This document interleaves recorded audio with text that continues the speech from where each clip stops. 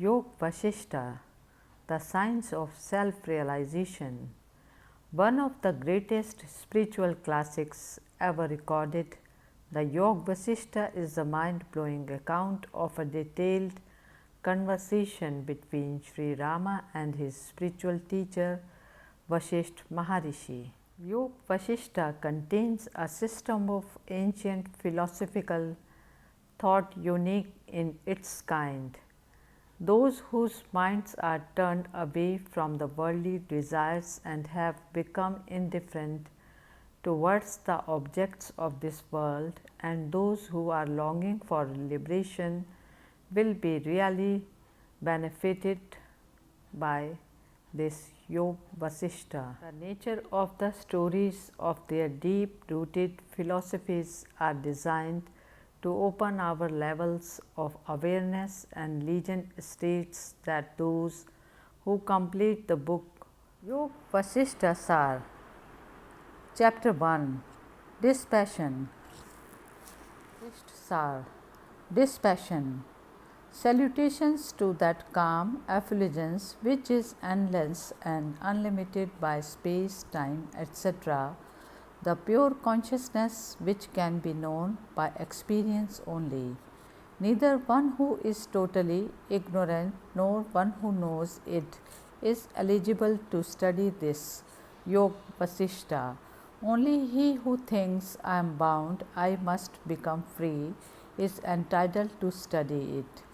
Until one is definitely blessed by the Supreme Lord, he will not find either a proper Guru or the right scripture. Just as a sturdy boat, O Rama, is obtained from a boatman, so also the method of crossing the ocean of samsara is learnt by associating with great souls. The great remedy for the long-lasting disease of samsara is the inquiry, who am I, to whom does this samsara belong, which entirely cures it. Not a day should be spent in a place which doesn't possess the tree of a wise knower of truth with its good fruit and cool shade. The sages are to be approached even if they do not teach, even their talks in a light vein contain wisdom. The company of sages converts emptiness into fullness, death into immortality, and adversity into prosperity. If sages were concerned solely with their own happiness, with whom could those tormented by the sorrows of samsara seek refuge? That which is imparted, O good soul, to a worthy disciple who has become dispassionate is the real wisdom. It is the real purport of the sacred text and is also the comprehensive wisdom. Following the customary method of teaching is the only for preserving the tradition. Pure consciousness results solely from the clarity of the disciple's understanding. The Lord cannot be seen with the help of the sacred text or the Guru. The self is seen by the self alone with the pure intellect. All the arts acquired by man are lost by lack of practice, but this art of wisdom grows steadily once it rises. Just as an ornament worn round the neck is considered lost through forgetfulness and is gained when the mistake is realized, so also the self is attained when the delusion is removed by the words of the Guru. He is indeed an unfortunate person who, not knowing his own self, takes pleasure in sense objects, like one who realizes too late that the food eaten by him was poisonous. That perverted man who, even after knowing that worldly objects are deceptive, still thinks of them is an ass not a man. Even the slightest thought immerses a man in sorrow. When devoid of all thoughts, he enjoys imperishable bliss. Just as we experience the delusion of hundreds of years in a dream lasting an hour, so also we experience the sport of Maya in our waking state. He is a happy man whose mind is inwardly cool and free from attachment and hatred, and who looks upon this world like a mere spectator.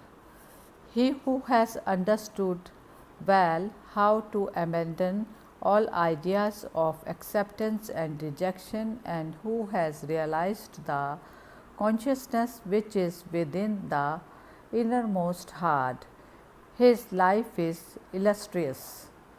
On the dissolution of the body, the either consciousness, limited by the heart, alone ceases to exist. People lament needlessly that the self is extinct. When pots, etc., are broken and space within them becomes unlimited, so also when body ceases to exist, the self remains eternal and unattached. Nothing whatever is born or dies anywhere at any time. It is Brahm, alone appearing illustriously in the form of the world. The self is more extensive than space. It is pure, subtle, undecaying, and auspicious. As such, how could it be born, or how can it die? All this is in the tranquil one without beginning, middle, or end, which cannot be said to be existent or non existence. Know this and be happy. O Rama, it is indeed nobler to wander begging about the streets of the outcasts and earthen bowl in hand than to live a life steeped in ignorance.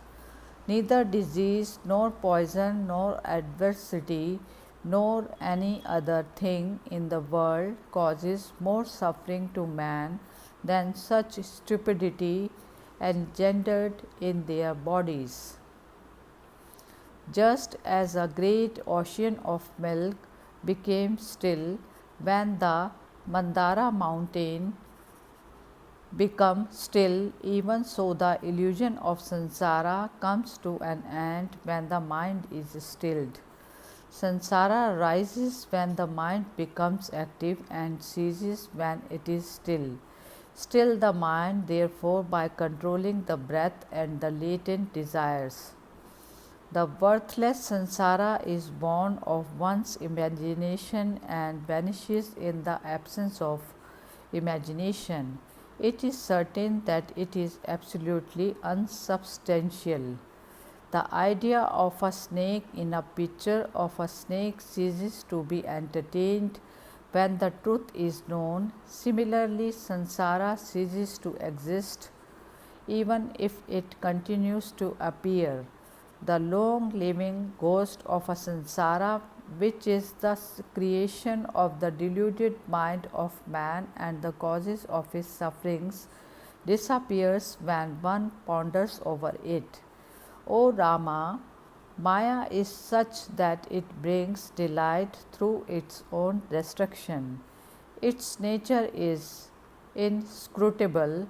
It ceases to exist even while it is being observed. Dear Rama, wonderful indeed this Maya which deludes the entire world. It is on account of it that the self is not perceived, even though it pervades all the limbs of the body. Whatever is seen doesn't truly exist. It is like the mythical city of Gandharvas or a mirage.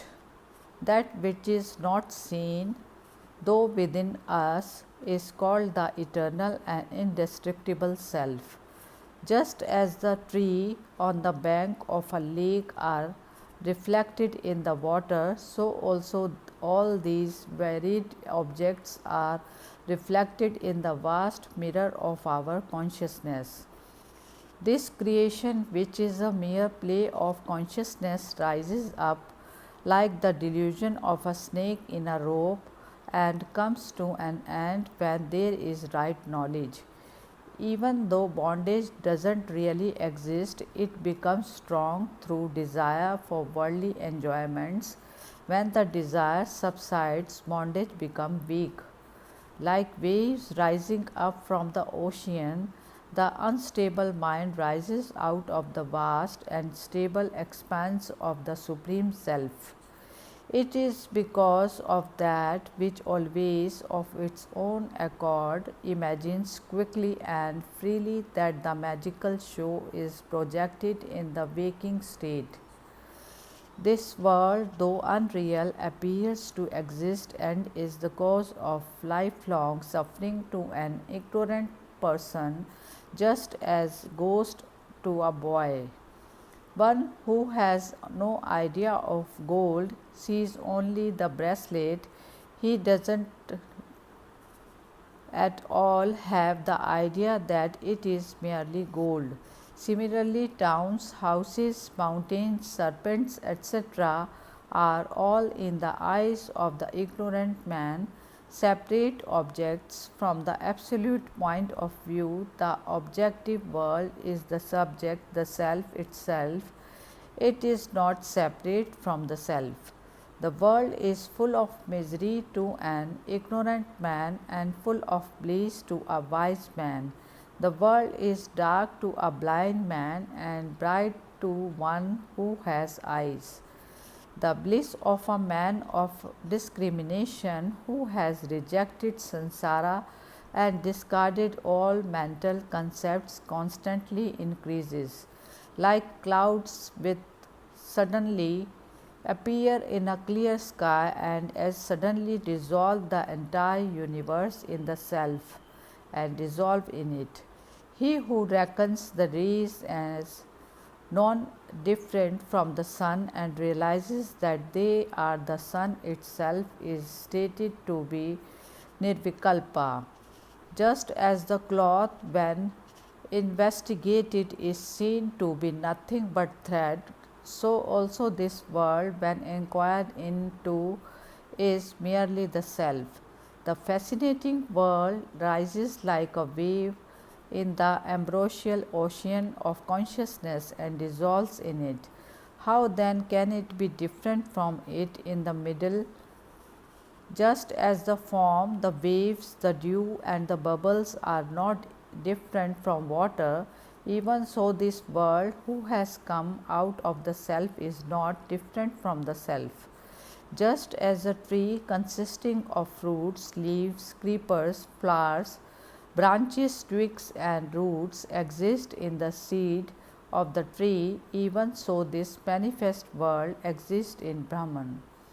Just as the pot goes back to mud, waves into water, and ornaments into gold, so also this world, which has come out of the self, goes back to the self.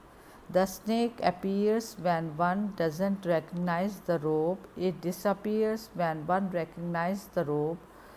Even so, this world appears when the self is not recognized, it disappears when the self is recognized.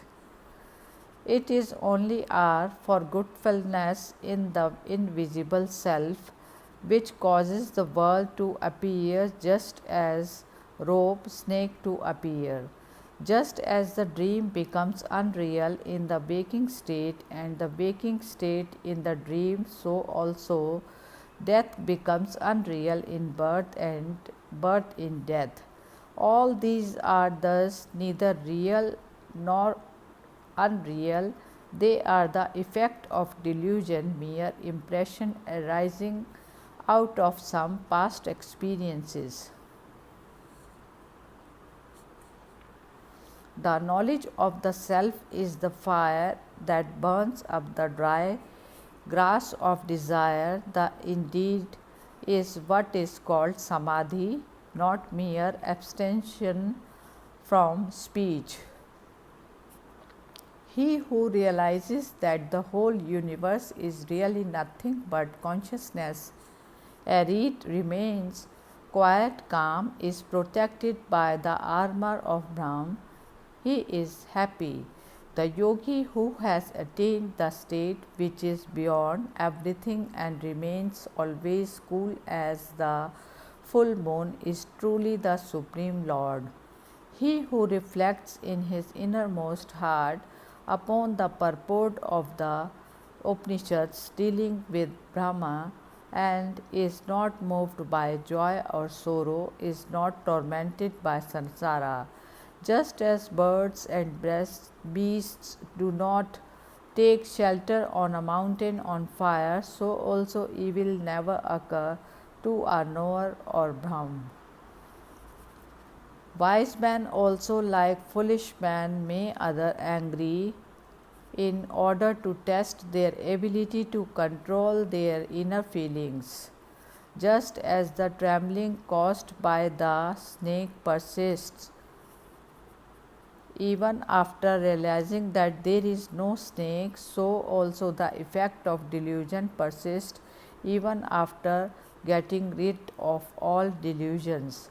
Just as a crystal is not stained by what is reflected in it, so also the knower of truth is not really affected by the results of his acts. Even while he is intent on outward actions, always remains introverted and extremely calm, like one asleep, firmly convinced of non-duality and enjoying perfect mental state.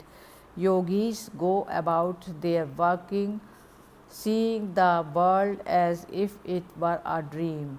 Let death come to him today or at end of aeons, he remains untarnished like gold buried in mire. He may cast off his body at Kashi or in the house of an outcast. He, the desireless one, is liberated at the very moment he attains knowledge. To one who is desireless, the earth, O Rama, is as significant as the hoof print of a cow. Mount Meru, a mount space as much as contained in a casket, and the three worlds a blade of grass. Like an empty vessel in space, the knower of truth is empty both within and without, while at the same time he is full within and without, like a vessel immersed in the ocean. He who neither likes nor dislikes the objects seen by him and who acts in the world like one asleep is said to be a liberated person. He who is free from the knots and whose doubts have been set at rest is liberated even when he is in the body. Although he may seem to be bound, he is free, he remains like a lamp in a pitcher. He who has easily cast off all egoistic tendencies and has abandoned even the object of meditation is said to be liberated even when he is in the body. He who doesn't like one blind recognize his relatives, who dreads attachments as he would a serpent.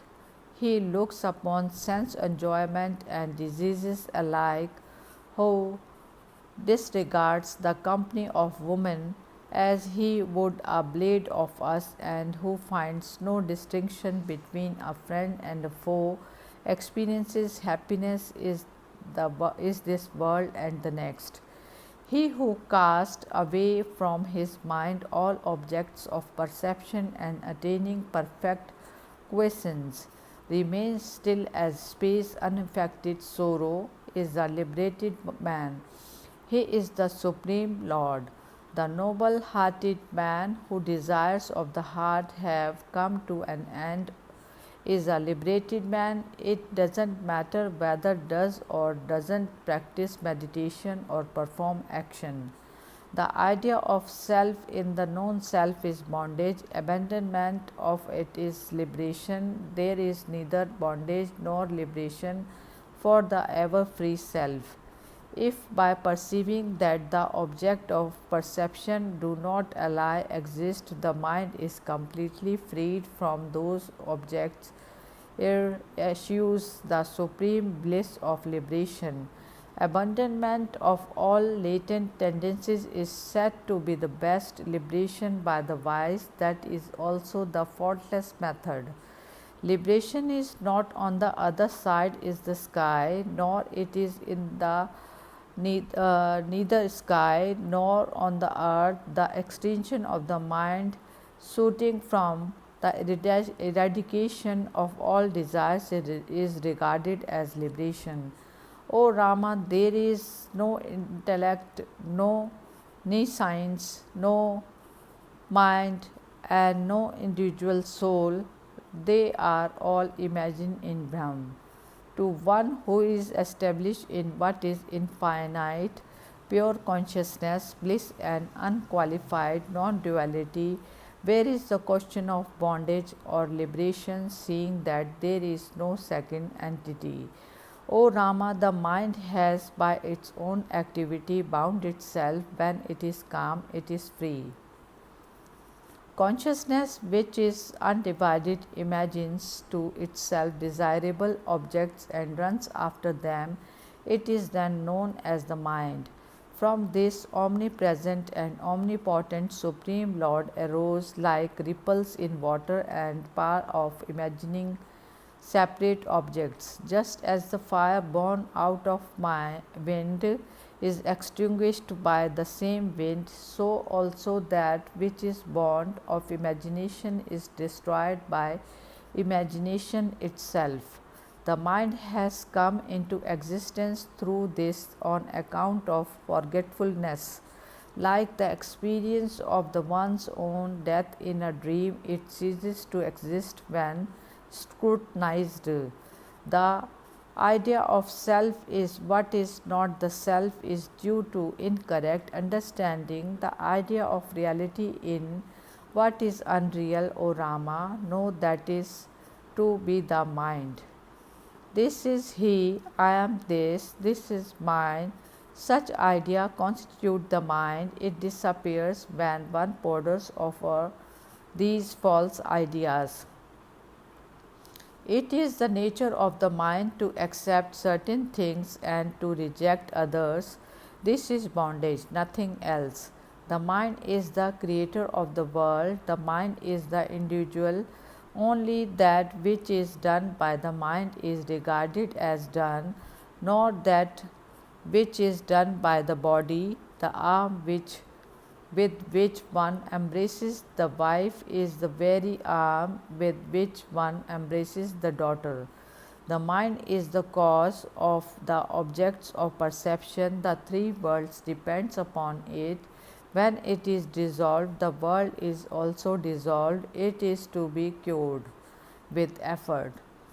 The mind is bound by the latent impressions.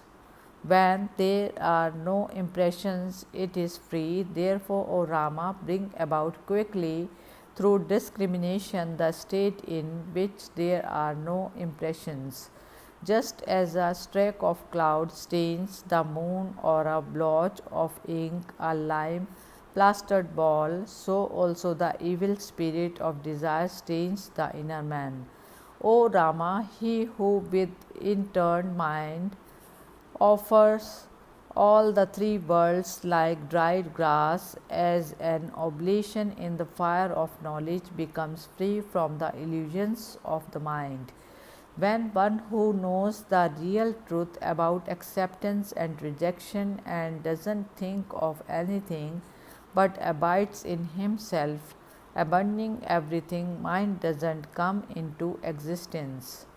The mind is terrible in the waking state, gentle in the dream state, dull in deep sleep, and dead when not in any of these three states. Just as the powder of the kataka seed after precipitating the dirt in water becomes merged in the water, so also the mind, after removing all impressions itself, becomes merged in the self. The mind is samsara, the mind is also said to be the bondage. The body is activated by the mind, just as a tree is shaken by the wind.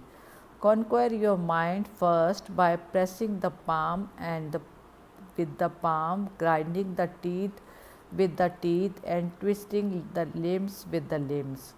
Doesn't the fool feel ashamed to move about in the world as he pleases and talk about meditation when he is not able to conquer even the mind? The only God to be conquered is the mind. Its conquest leads to the attainment of everything. Without its conquest, all other efforts are fruitless. To be unperturbed is the foundation of blessedness. One attains liberation by it. To human beings, even the conquest of the three worlds without the conquest of the mind is as insignificant as a blade of grass. Association with the wise, abandonment of latent impressions, self inquiry, control of breathing, these are the means of conquering the mind. To one who is shod with leather, the earth is as good as covered with leather, even as to the mind which is full, the world overflows with nectar. The mind becomes bound by thinking, I am not Brahm. It becomes completely released by thinking, I am Brahm. When the mind is abandoned, dissolves, everything that is dual or single is dissolved. When what remains after that is Supreme Brahm, peaceful, eternal, and free from misery. There is nothing to equal the supreme joy felt by a person of pure mind who has attained the state of pure consciousness and overcome death. O Rama, this enquiry into the self of the nature, who am I, is the fire which burns up the seeds of the evil tree, which is the mind. Just as the wind doesn't affect the creepers in the picture, so also afflictions do not affect one whose understanding is fortified by firmness and reflected in the mirror of inquiry. The knowers of truth declare that inquiry into the truth of the self is knowledge. What is to be known is contained in it like sweetness in milk. To one who has realized the self by inquiry, Brahm, Vishnu and Shiva are objects of compassion. To one who is fond of inquiring what is the vast universe and who am I, this world becomes quite unreal. Just as in a mirage, the idea of water doesn't occur to one who knows that it is a mirage, even so latent impressions do not rise in one whose ignorance has been destroyed by realizing that everything is Brahm. By the abandonment of latent impressions or by the control of breathing, mind ceases to be the mind. Practice whichever you like. O pure soul, cherish the association of sages and the true scriptures. You will attain the state of supreme consciousness not in the course of months but days. Latent impression ceases to be active when one associates with sage, discards all thought of samsara, and remembers that the body has to die. O Raghava, even ignorant person converts by the firmness of their conviction poison into nectar and nectar into poison. When this body is taken to be real, it serves the purpose of a body, but when it is seen to be unreal, it becomes like space. O Rama, while lying on a soft bed, you wander about in all directions with a dream body, but now where is that body? Just as a respectable man avoids contact with an outcast woman carrying dog's flesh, so also one should discard the thought, I am the body, even if everything were to be lost. When the aspirant sadhu thinks only the Brahm and remains calm and free from sorrows, his egoity dies of itself. If one realizes the unity of things everywhere, one always remains tranquil, inwardly cool and pure like space without the sense of I. If inwardly one is cool and whole world will be cool, but if inwardly one is hot, the whole world will be a burning mass. I, the pure, stainless, and infinite consciousness beyond Maya, look upon this body in action like the body of another. The mind, the intellect, the senses, etc., are all the play of consciousness. They are unreal and seem to exist only due to lack of insight. Unmoved by adversity, a friend of all the world in prosperity, without ideas of existence and non existence, I live free from misery. Inactive am I, desireless, clear as the sky, free from hankering, tranquil, formless, everlasting, and unmoving. I have now clearly understood that the five elements, the three worlds, and I myself are pure consciousness. I am above everything, I am present everywhere.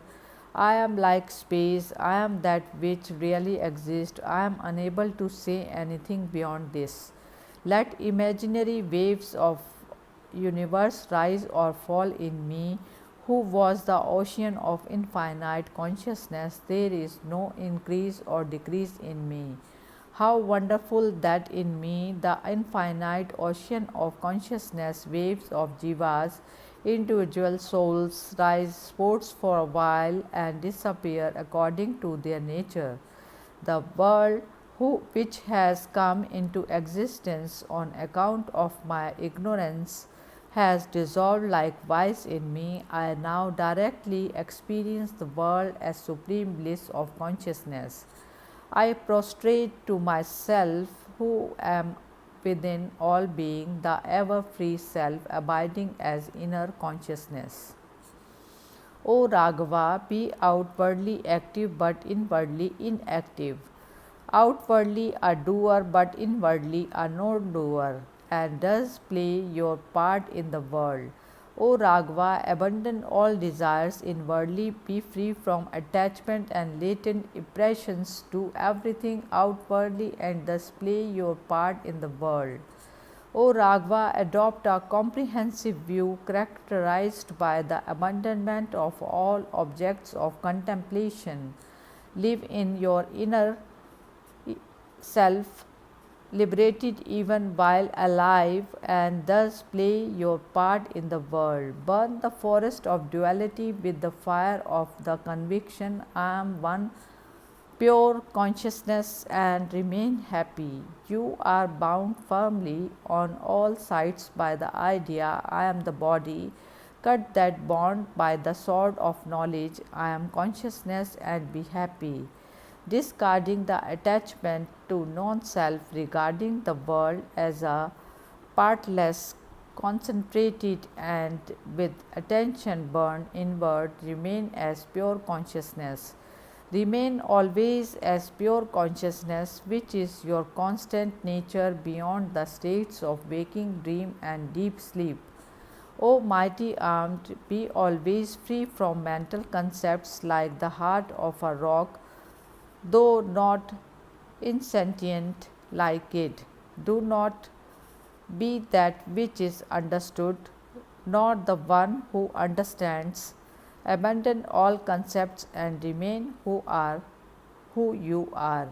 Eliminate one concepts by another and the mind by the mind, and abide in the self. Is this so difficult, O holy man? Sever the mind, which has on account of its cares becomes red hot, with the mind, which is like iron sharpened by the study of scriptures. O Raghava, what have you to do with this inert and dumb body? Why do you felt helpless and miserable by joys and sorrows on account of it? What a vast difference between the flesh, blood, etc., and you, the embodiment of consciousness. Even after knowing this, why do you not abandon the idea of self in this body? The mere knowledge that this body is like a piece of wood or a clod of earth enables one to realize the Supreme Self. How strange that while the real Brahman is forgotten by man, the unreal called avidya appears very real to them. It is again strange that while the Supreme Brahman is forgotten by man, the idea this is mine called avidya is firmly held by them. When you do your work, do it without attachment, even as a crystal which reflects the objects before it. The conviction that everything is Brahman leads one to liberation, therefore rejects entire the idea of duality, which is ignorance. Reject it entirely. If you separate yourself from the body and abide at ease in consciousness, you will become one. Everything else appear like grass. After knowing that by which you know this world, turn the mind inward, and then you will see clearly the effulgence of the self. O Raghava, that by which you recognize sound, taste, form, and smell, know that as yourself the Supreme Brahman, the Lord of Lords.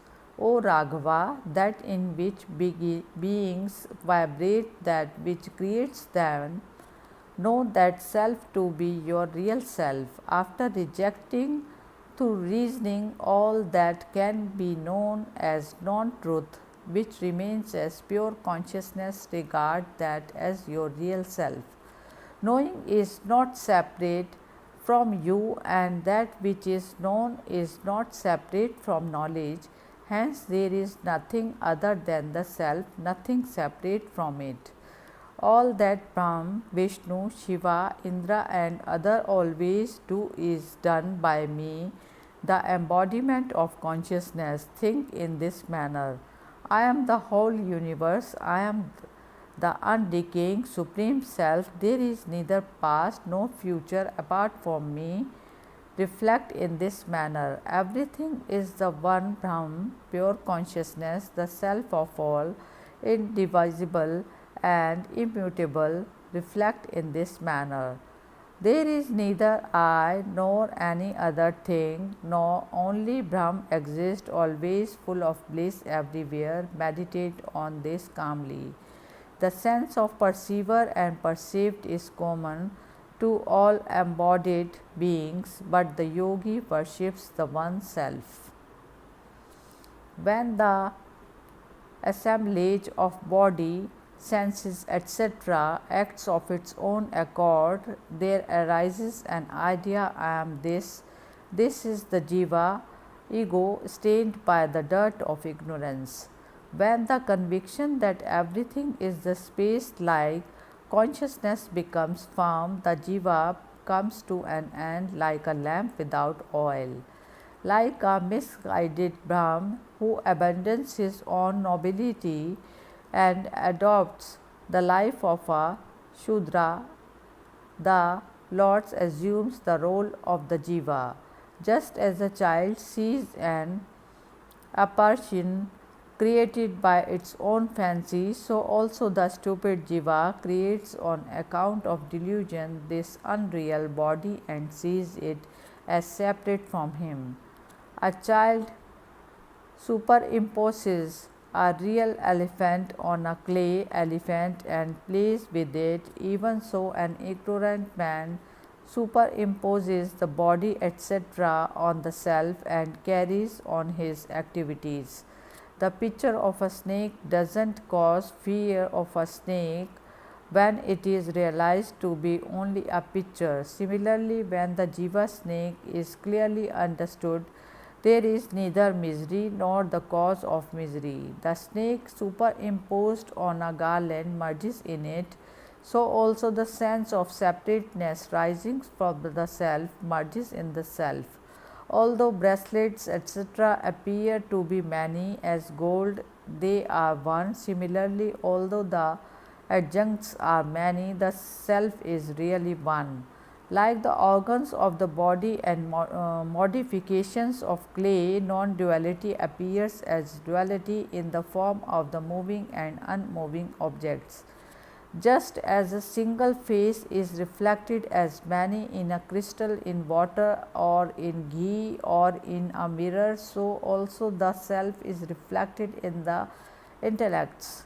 Just as the sky is stained by dust, smoke, and clouds, so also the pure self is in contact with the qualities of Maya, soiled by them.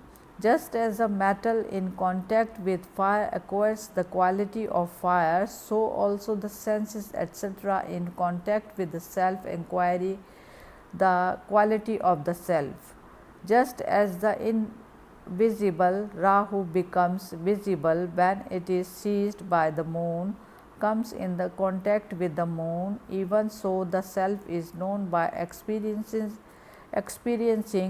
objects of perception. When water and fire come together, they acquire the qualities of each other. Even so, when the self and the inert body come together, the self looks like the non-self and the non-self looks like the self.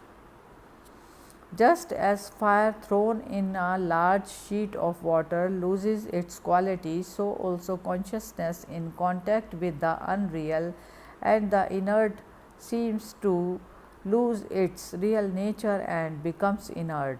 The self is realized in the body only with effort, like sugar from the sugar cane, oil from sesame seeds, fire from wood, flutter from a cow, and iron from stones. Like the sky seen an unbroken crystal, the Supreme Lord of the nature of consciousness is seen in all objects. Just as a big lamp kept inside a vessel made a precious stone illumines by its light both outside and inside, so also the one self illumines. Just as the sun reflection in a mirror illumines, so also the reflection of the self in pure intellects illumines. That in which this wonderful universe appears like a snake in a robe is the eternal luminous self. The self is without beginning or end, it is immutable existence and consciousness, it manifests space, it is source of the jiva and higher than the highest.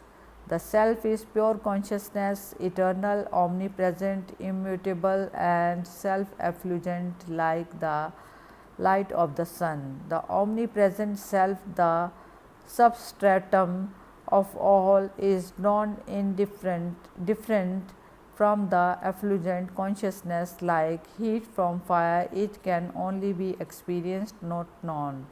Pure consciousness without intellect, the Supreme Self, the illuminator of all the indivisible, pervading within and without, is firm support of all. The Self is absolute consciousness, it is pure awareness, undecaying, free from all ideas of acceptance or rejection, and not limited by space, time. Just as the air in the universe pervades everything, so also the Self, the Lord, abides bodiless in everything. The consciousness which exists in the expanse of earth, in the ornament, in the sky, and in the sun, exists also inside the worms lying in their shells under the earth. There is neither bondage nor liberation, neither duality nor non-duality, there is only Brahm, always shining as consciousness. Awareness is Brahm, The world is Brahm, the various elements are Brahm, I am Brahm, my enemy is Brahm, my friend and relatives are Brahm. The idea of a consciousness and an object of consciousness is bondage. Freedom from it is liberation. Consciousness, the object of consciousness, and everything else is the self. This is the gist of all systems of philosophy. There is only consciousness here. The universe is nothing but consciousness. You are consciousness, I am consciousness, the worlds are consciousness. That is the conclusion. That which exists and which shines is known to exist are all the self. Anything else which seems to shine doesn't exist. Consciousness alone shines by itself. Ideas of knower and known are idle postulates.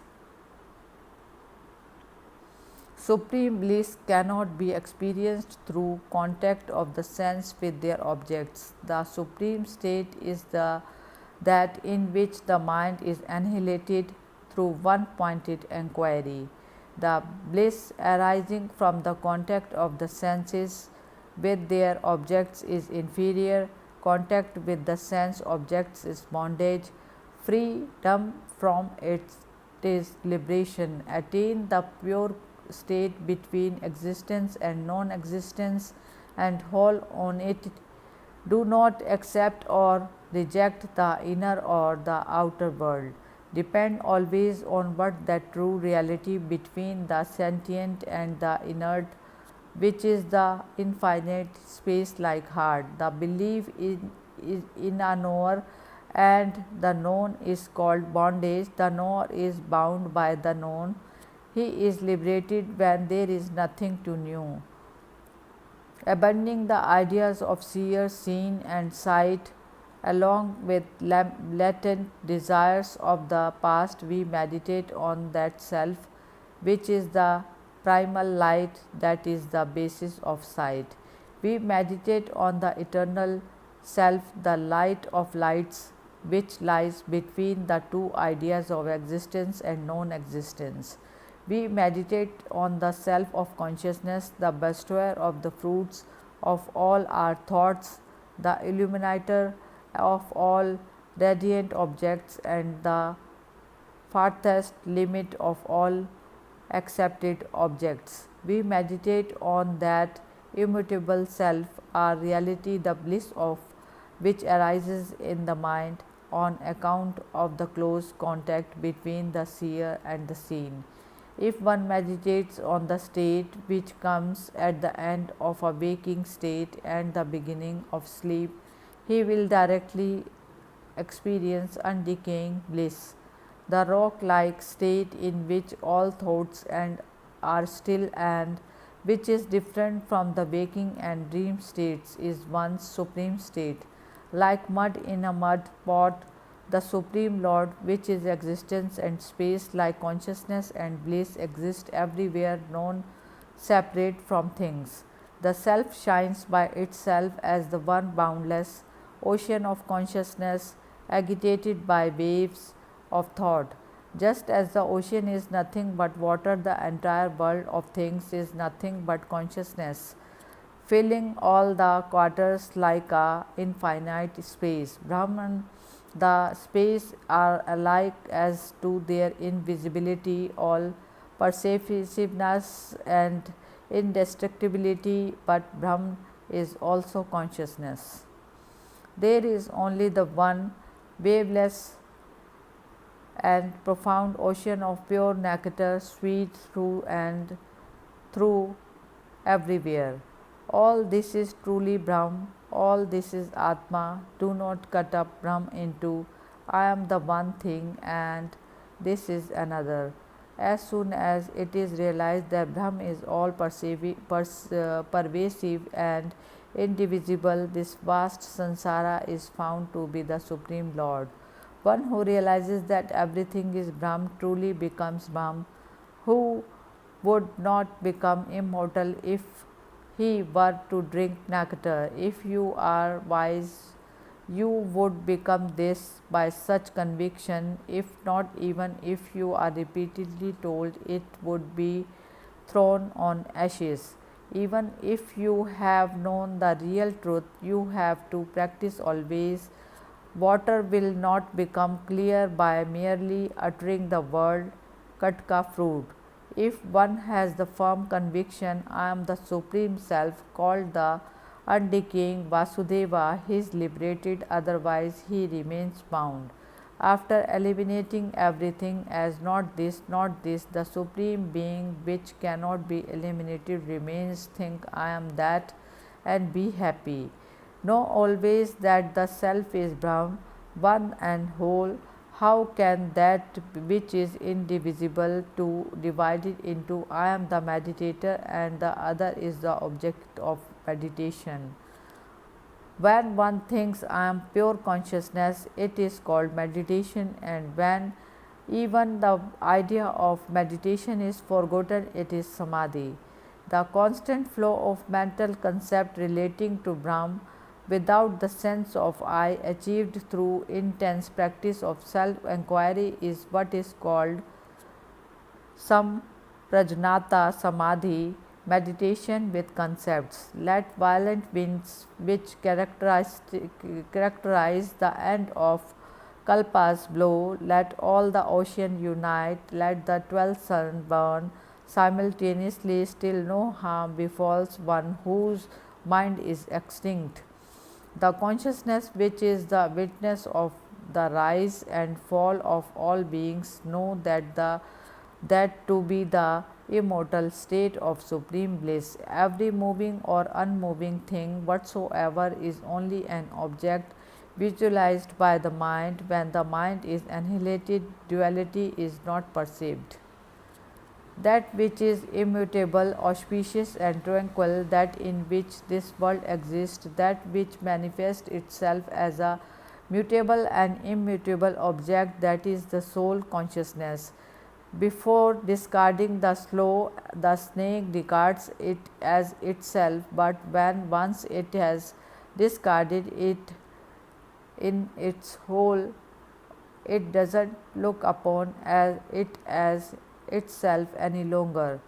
He who has transcended both good and evil doesn't, like a child, refrain from prohibited acts from a sense of sin, nor does he do what is prescribed from a sense of merit. Just as a statue is contained in a pillar, even if it is not actually carved out, so also the world exists in Brahm. Therefore, the supreme state is not a void. Just as a pillar is said to be devoid of the statue when it has not actually been carved out, so also Brahm is also to be void when it is devoid of the impression of the world. Just as a still water may be said to contain or not contain ripples, so also Brahm may be said to contain or not contain the world. It is neither void nor existence. Hari Om Tat Sat.